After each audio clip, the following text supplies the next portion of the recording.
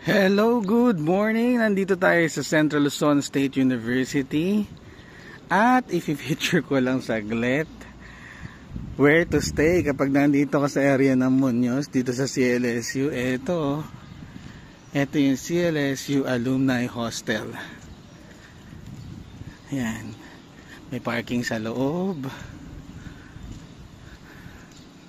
Yeah. Oh, may parking dito sa labas. Ang mura lang dito, guys, overnight stay. Nasa 1,250 yung range niya for 2. Ganun lang yung rates, 1,250, 1,750. Tapos 2,250 na yata yung pinakamahal. Ito na yung kanyang lobby.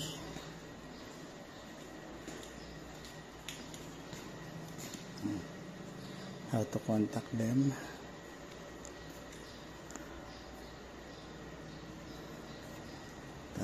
Mga biglaang pagod ka na sa biyahe, ang haba ng biyahe mo, okay magstay dito, di ba? Ito yung rooms niya. Oh, ang laki, di ba? Dito namin, dito sa farm namin, we have a coffee farm. Hi, mamay. Ang coffee farm namin, meron kami dalawang. Ang laki ng kwarto, tapos nasa loob si Yuan. Di ba? Okay na to.